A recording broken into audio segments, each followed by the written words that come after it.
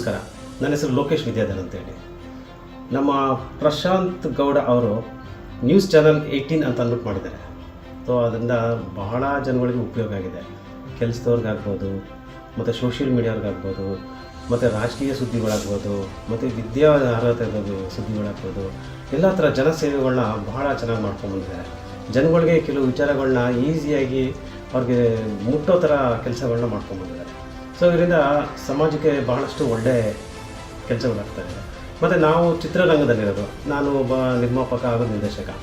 ಕೆಲವು ಚಿತ್ರರಂಗದ ಸಮಸ್ಯೆಗಳಾಗ್ಬೋದು, ಪರಿಹಾರಗಳಾಗ್ಬೋದು, ಕೆಲವೊಂದಷ್ಟು ಪ್ರಮೋಷನ್ಸ್ಗಳಾಗ್ಬೋದು, ಇದನ್ನೆಲ್ಲ ಭಾಳ ಸಪೋರ್ಟಿವ್ ಆಗಿ ಮಾಡ್ಕೊಂಡು ಬಂದಿದ್ದಾರೆ.